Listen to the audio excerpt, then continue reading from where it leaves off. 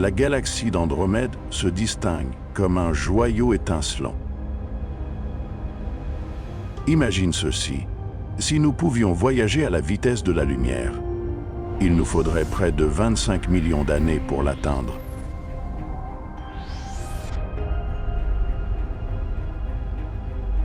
C'est la galaxie la plus proche de notre Voie lactée.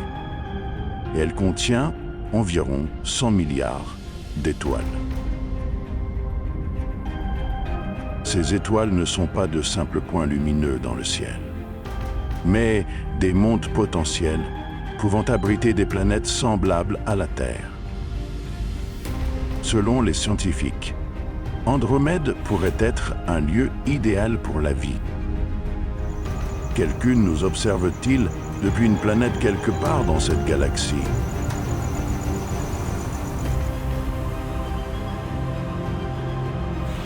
Comment pourrions-nous seulement envisager un tel voyage?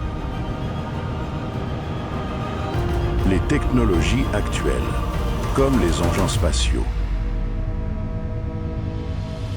peuvent atteindre des vitesses d'environ 58,0 km/h. Cependant, les chercheurs explorent des idées audacieuses comme les moteurs nucléaires ou même la technologie de distorsion spatiale. Explorons ensemble ces merveilles dès maintenant.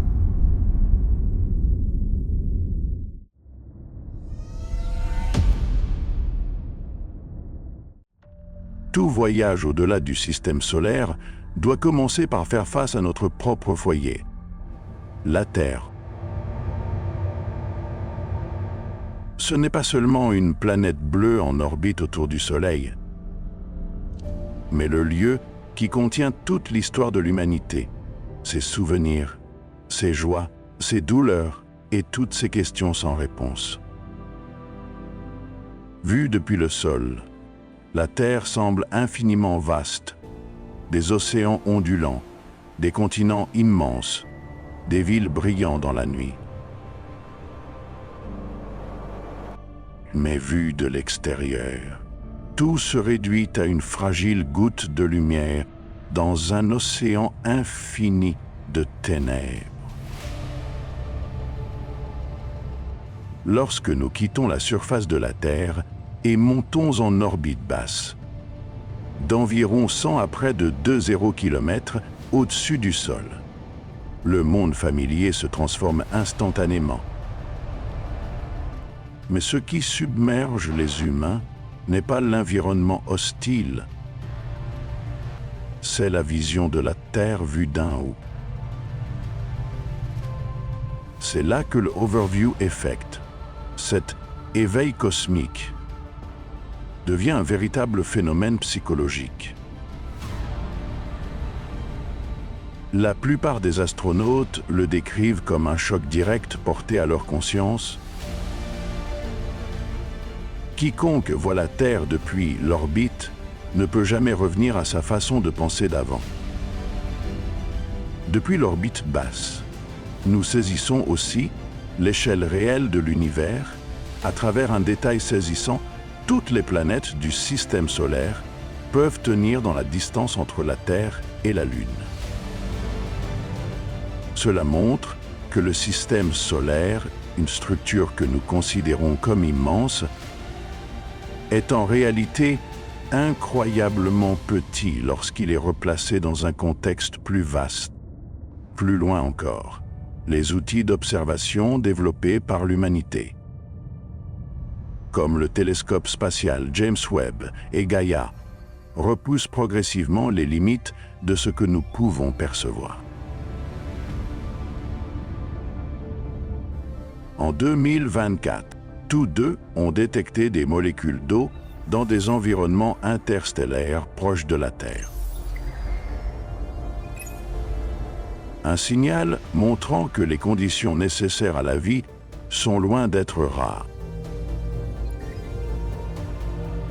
Si l'eau, la molécule fondamentale de la biologie, existe dans des nuages moléculaires à seulement quelques centaines d'années-lumière, alors la vie a peut-être déjà émergé, ou est en train d'émerger. dans des lieux que nous n'aurions jamais imaginés. Depuis l'orbite basse, nous voyons que la vie n'existe que dans une couche étonnamment mince des fosses océaniques les plus profondes au sommet de l'Everest. Toute la vie occupe une bande étroite de moins de 20 km au sein de la hauteur totale de l'atmosphère et de la croûte terrestre.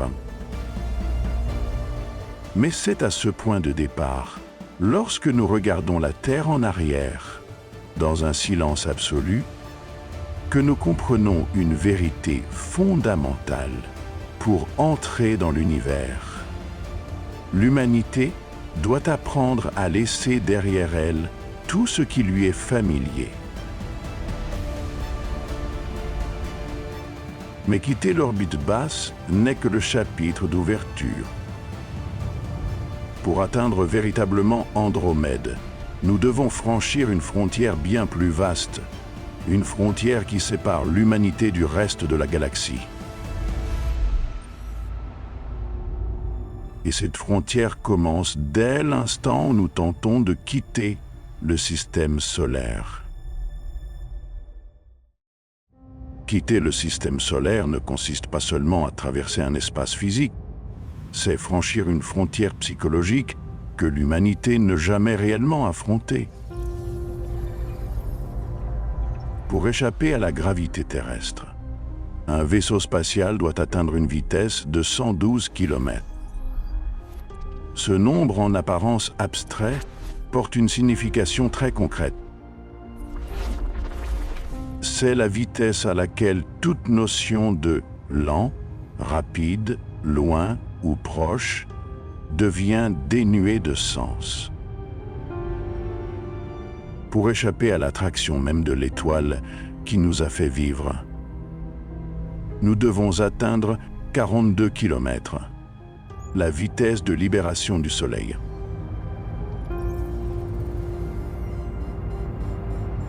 Il s'agit d'une barrière énergétique immense qu'aucune civilisation primitive ne pourrait jamais franchir. Le fait que l'humanité y soit parvenue avec de petites sondes comme Voyager et New Horizons prouve que l'intellect peut compenser la fragilité du corps humain. Mais à l'instant où nous dépassons la vitesse de libération du Soleil,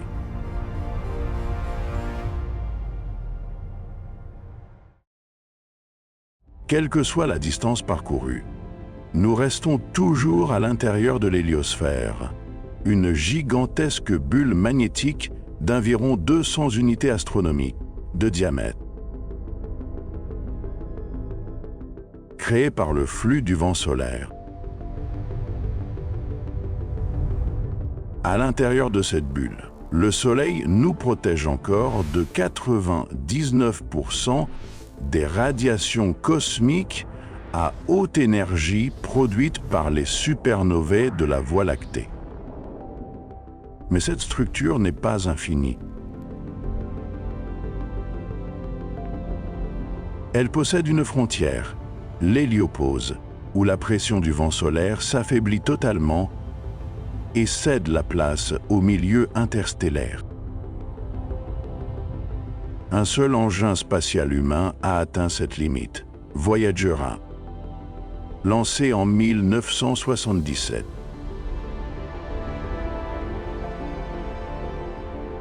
Après plus de 45 ans, il a finalement quitté l'héliosphère en 2012.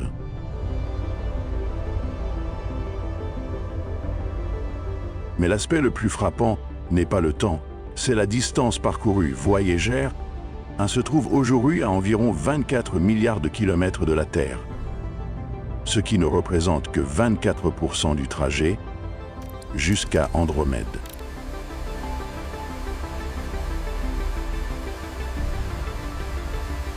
Voyager 1 ne se contente pas d'envoyer des données de position.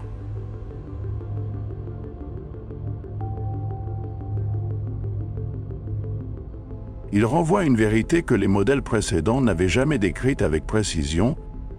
Le milieu interstellaire n'est pas un vide absolu. Des données de 2024 montrent que Voyager traverse une région de plasma plus dense que prévu, avec des densités électroniques d'environ 4 à 6 cm3, soit près de 10 fois plus élevées que les prévisions établies pendant des décennies. Cela prouve que l'espace entre les étoiles est un réseau en perpétuelle évolution de vagues de plasma, de champs magnétiques et de flux de particules à haute énergie générés par les étoiles voisines. Ce que la science met en garde, c'est que la poussière interstellaire n'est pas seulement un risque, elle constitue l'un des obstacles fondamentaux au rêve du voyage interstellaire.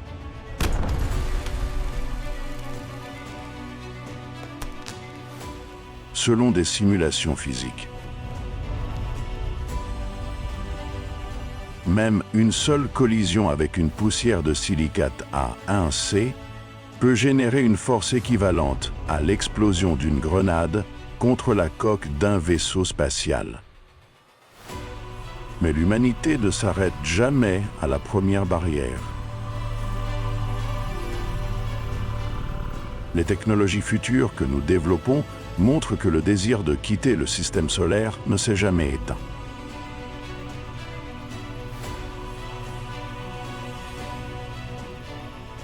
Breakthrough Starshot est une proposition visant à utiliser des lasers terrestres pour propulser des sondes ultra-légères grâce à la pression des photons jusqu'à 20% de la vitesse de la lumière.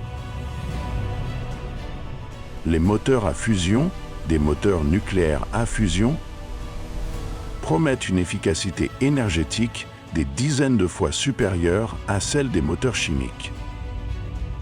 La propulsion par antimatière est la technologie la plus optimale sur le plan énergétique jamais conçue, où chaque gramme de matière et d'antimatière peut libérer une énergie équivalente à celle d'une bombe nucléaire.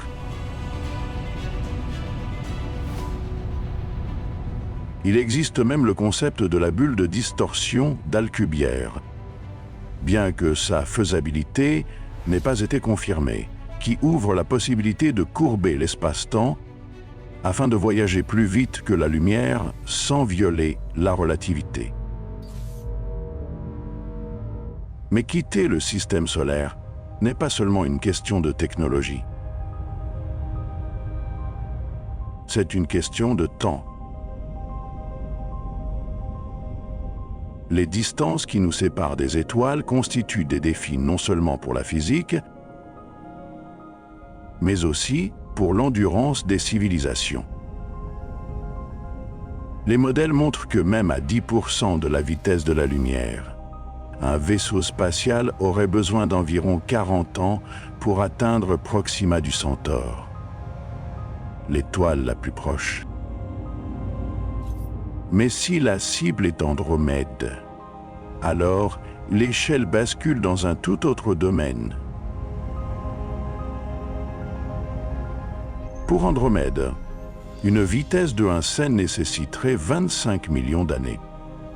À 5C, il en faudrait 5 millions.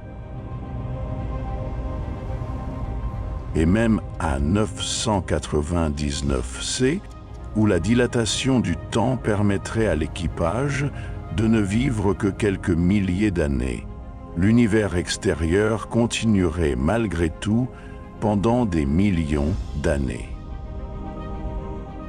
Depuis la frontière extérieure du Soleil, lorsque sa lumière n'est plus que mince fil doré, franchir son seuil n'ouvre pour l'humanité qu'une nouvelle région, un désert infini où les étoiles ne sont que de lointaines oasis.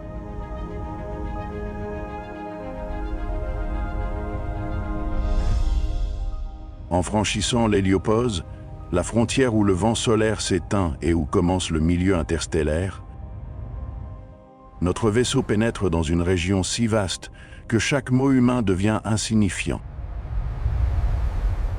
L'espace interstellaire n'est pas un couloir reliant les étoiles. C'est un désert sans fin, où la lumière s'étire jusqu'à perdre sa couleur, où toute notion de distance devient irréelle. Et dans ce silence, nous ressentons enfin la véritable échelle de l'univers. Un océan gelé et sombre s'étendant sur des dizaines de milliers de milliards de kilomètres entre chaque étoile. Dans cet endroit, l'étoile la plus proche, Proxima du Centaure, située à 425 années-lumière, n'est plus seulement une mesure. Elle devient un défi pour l'imagination. Une année-lumière équivaut à près de 946 billions de kilomètres, ce qui rend la distance jusqu'à l'étoile la plus proche comparable à une marche à travers toute l'histoire de la Terre, de l'ère des dinosaures jusqu'à l'époque moderne. Dans le milieu interstellaire, la densité de matière chute à environ 1 à 5 atomes d'hydrogène par centimètre cube. C'est si raréfié que, dans un volume d'espace de la taille d'un âme-pièce, on ne trouverait peut-être que quelques atomes solitaires.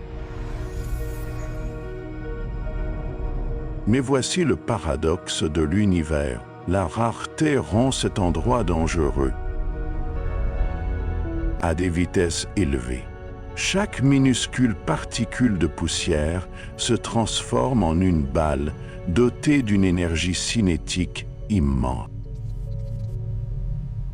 À 10% de la vitesse de la lumière, même un grain de poussière microscopique peut provoquer un impact équivalent à un coup de feu, perforant la coque d'un vaisseau spatial. L'espace interstellaire est aussi l'endroit où la température atteint le seuil le plus bas de la nature, environ 2,7 kelvins, à peine au-dessus du zéro absolu. L'air n'existe pas, le son ne se propage pas, et toute sensation physique familière disparaît. Les étoiles ne scintillent pas et la lumière ne se diffuse pas. Aucun nuage de poussière, aucun flux de gaz, aucun mouvement assez proche pour être perçu. Il n'y a qu'une obscurité qui s'étend sans fin. Mais ce désert n'est pas totalement silencieux. Il est rempli de radiation cosmique à haute énergie, des protons, des électrons et des noyaux lourds accélérés par des explosions de supernovae.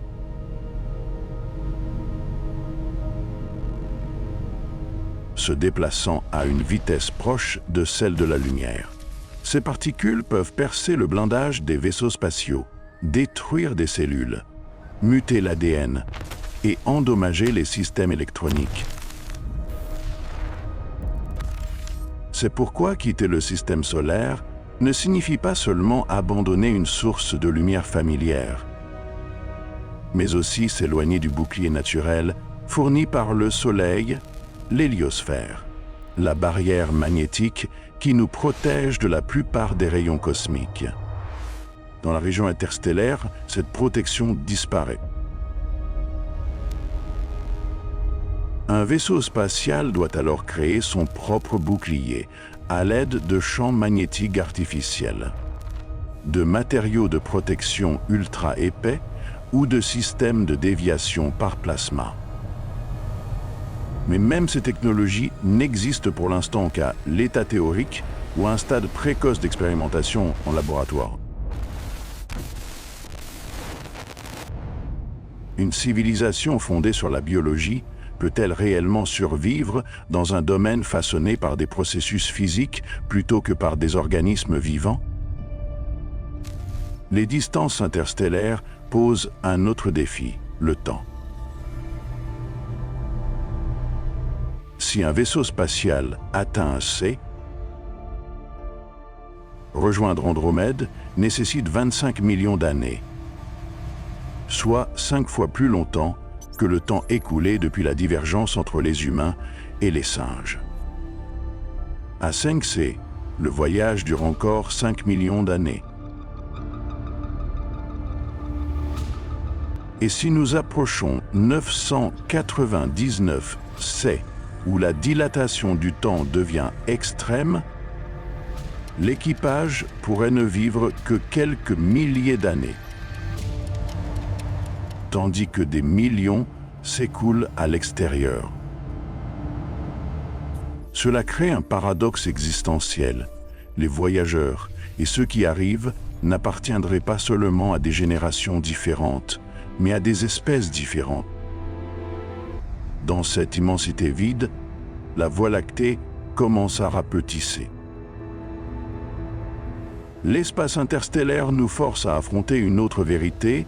Un vaisseau spatial peut se protéger contre les radiations, la poussière et les impacts.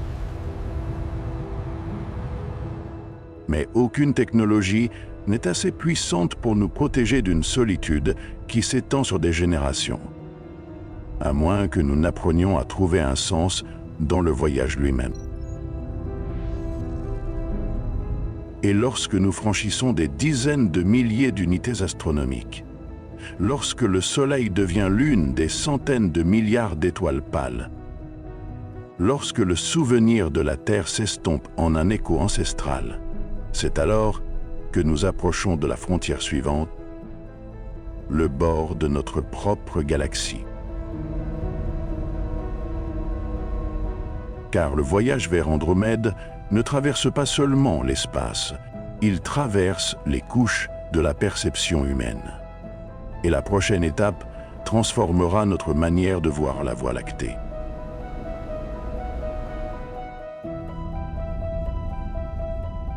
Depuis l'intérieur, nous ne voyons la Voie lactée que comme une faible bande lumineuse. Mais vue de l'extérieur, elle apparaît comme un immense tourbillon doté de 2 bras spiraux majeurs, Persée et Scutum Centaure, ainsi que de bras plus petits comme le bras d'Orion, où se situe le système solaire.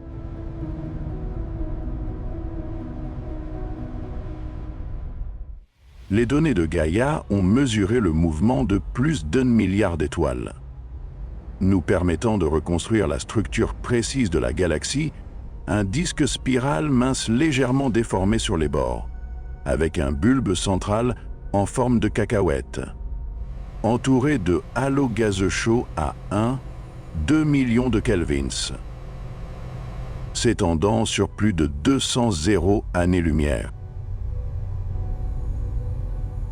Voir la Voie lactée de loin, c'est contempler l'âge de notre propre existence. La galaxie s'est formée il y a 136 milliards d'années, moins de 200 millions d'années après le Big Bang, l'une des galaxies survivantes les plus anciennes. Elle a dévoré des dizaines de petites galaxies au cours de son histoire, laissant derrière elle des courants de marée qui s'étendent sur des dizaines de milliers d'années-lumière. À cette distance, une découverte faite en 2024 rend la Voie lactée encore plus étrange. Le vent galactique, des flux intergalactiques soufflant depuis le cœur de notre galaxie.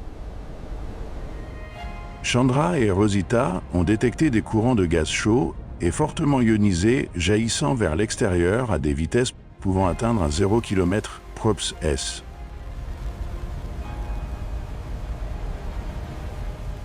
Il ne s'agit pas simplement de gaz en fuite, ces flux interagissent avec les galaxies voisines du groupe local, influençant potentiellement la manière dont les galaxies satellites forment leurs étoiles.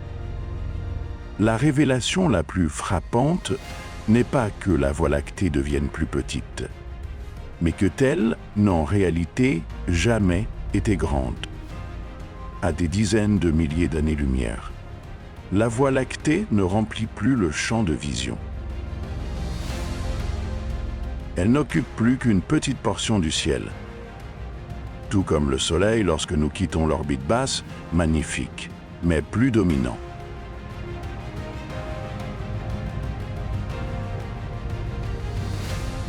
La galaxie qui a nourri toutes les formes de vie que nous connaissons devient simplement l'une parmi des centaines de milliards. Et à mesure que notre perspective s'élargit, la petitesse cesse d'être effrayante. Elle devient une vérité libératrice. Nous n'avons jamais été le centre de quoi que ce soit. D'ici, nous commençons à percevoir l'interaction entre la Voie lactée et Andromède.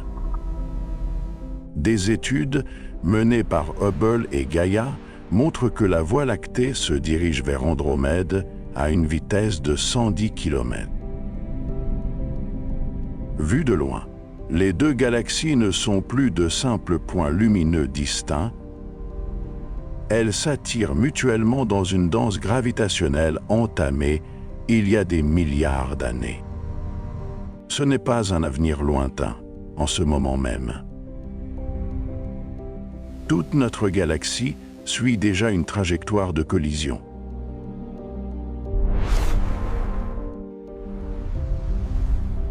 Alors que la lumière de la Voie lactée s'estompe derrière nous et que le vaisseau s'éloigne au point que notre galaxie natale n'est plus qu'un fragile point, la première chose qui apparaît devant nous n'est pas une spirale nettement définie, mais une traînée diffuse, comme une respiration embuant la vie de l'univers. À une distance de millions d'années-lumière, Andromède apparaît d'abord comme une bande si fine qu'elle pourrait facilement être confondue avec un nuage de poussière ou une nébuleuse inconnue. Ce n'est plus simplement un point lumineux. C'est la galaxie située à 25 millions d'années-lumière, se dirigeant vers la Voie lactée à une vitesse de 110 km/s, et la destination d'un voyage que l'humanité n'osait même pas imaginer avant le XXIe autre siècle. À une distance suffisamment proche pour que les détails émergent, nous commençons à distinguer des bras spiraux s'étendant sur des centaines de milliers d'années-lumière. Mais l'unicité d'Andromède ne tient pas seulement à sa taille.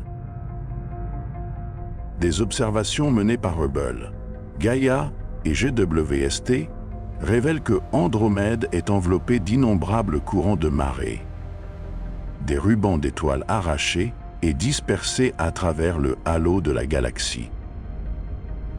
Ce sont les vestiges de galaxies naines qu'Andromède a engloutis au fil de milliards d'années.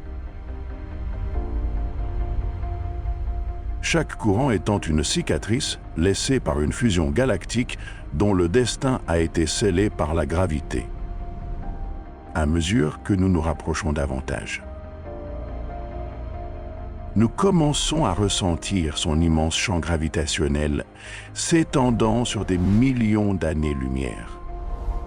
Physiquement, même l'orbite de la Voie lactée est en train d'être déformée par Andromède. Selon des données de la NASA publiées en 2023, la masse étonnamment élevée du Grand Nuage de Magellan, LMC, a déplacé le centre de masse de la Voie lactée et modifié la trajectoire de collision entre les deux galaxies. Cela montre que nous nous approchons d'une galaxie non seulement massive, mais suffisamment puissante pour remodeler le mouvement de tout un système de galaxies satellites.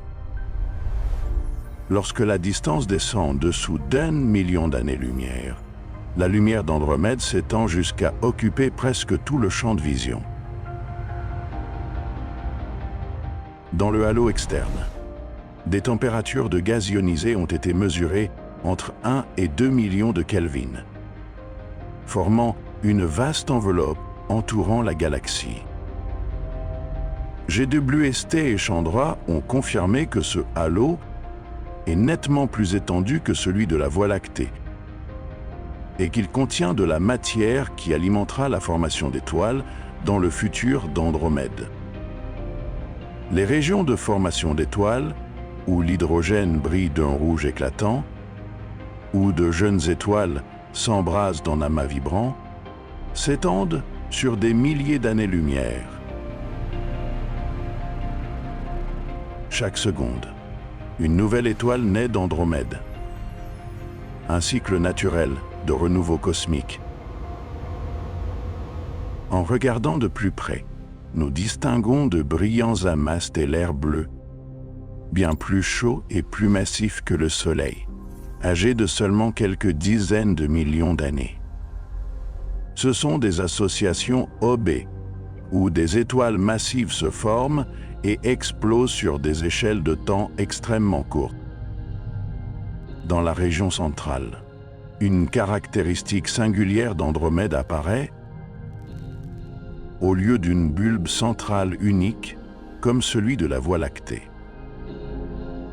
Andromède possède deux noyaux optiques, l'un ressemblant à un bulbe classique et l'autre façonné par un disque stellaire incliné. C'est ce qui rend Andromède unique. Et puis, au cœur d'Andromède, dissimulé derrière des couches de lumière stellaire dense, se trouve un trou noir supermassif pesant entre 100 et 200 millions de soleils. Un lieu où la physique se déforme, où le temps s'étire si intensément qu'une seule minute à l'extérieur pourrait correspondre à des années à l'intérieur.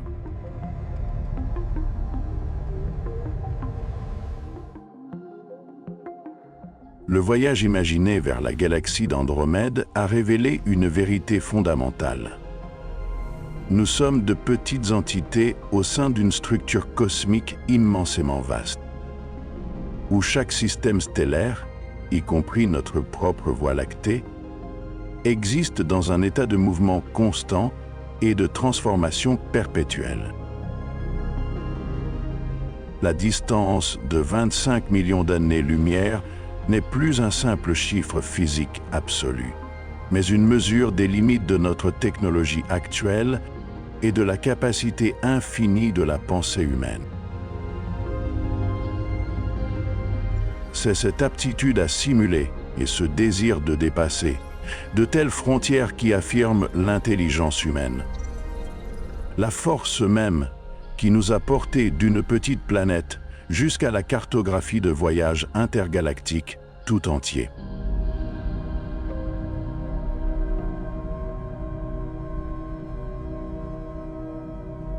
La science ne se contente pas de tracer la carte de l'univers. Elle ouvre aussi la carte de notre propre compréhension. Au final, le voyage vers Andromède ne consiste pas à chercher une nouvelle destination, mais à redéfinir notre place au sein de l'ensemble. La collision à venir entre la Voie lactée et Andromède n'est pas seulement une prévision astronomique. C'est un rappel que nous faisons partie de vastes destins cosmiques. La Terre est peut-être petite, mais notre désir d'explorer, de chercher la vie et la vérité au-delà, est infini et sans aucune frontière.